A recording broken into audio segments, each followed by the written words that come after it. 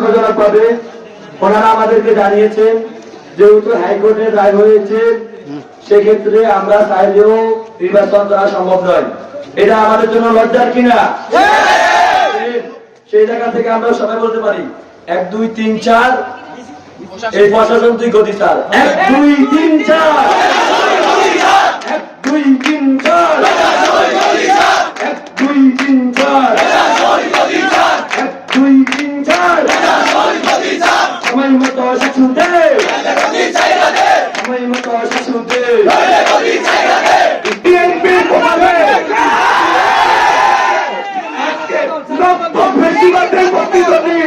আমরা দেখতে পেয়েছি আওয়ামী লীগ যেভাবে আমাদের শাসন করেছে শোষণ করেছে বিএনপি সেই কথা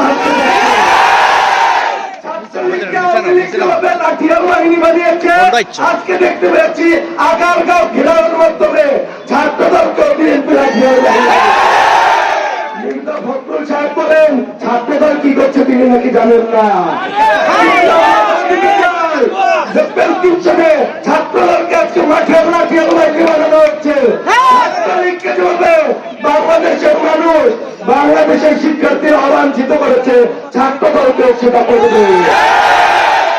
স্পষ্ট করে বলতে চাই বাংলাদেশের নতুন কোন বেশিরভাগকে আবার জাগ্রত হতে দেব না।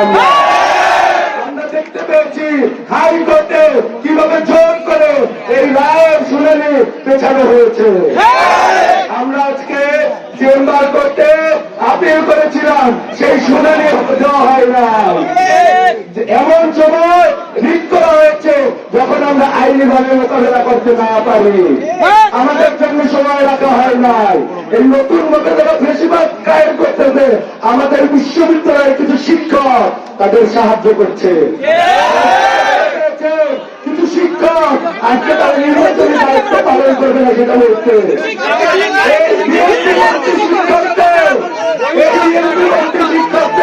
আমরা কি করলাম?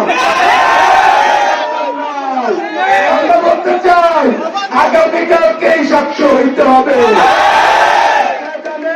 ভেতরে ভিত্তি প্রভৃতি সহ পুরো প্রশাসনকে আমরা তারা দিয়েছি। উপদেষ্টার কাছ থেকে সাক্ষ্য হবে যে কালকে সাক্ষ্য নির্বাচনের ঘোষণা না নিয়ে আসতে পারে আমরা কারেন্টের লাইন পানির লাইন খাবার বন্ধ করে দিব। আমরা তাদের বলেছিলাম আপনারা 20 তারিখ ইলেকশন দিতে পারবেন না। আর তারা বলেছিল আমাদের লাশের উপর দিয়ে ইলেকশন হবে। তারা যেহেতু তাদের কথা রক্ষা করতে পারে নাই তাদের গতিতে থাকার আর কোনো দরকার নাই। যদি আপনারা সাক্ষ্য না আনতে পারেন আগামীকালকে আপনারা পদত্যাগ করুন, আপনারা আপনাদের দায়িত্ব ছেড়ে দিন। পরে যারা জুলাইয়ের কমিটমেন্ট রক্ষা করতে না পারে তাদের আমরা গঠিত থাকতে দেব না। আমরা 9টা পর্যন্ত আলটিমেটাম দিয়েছি।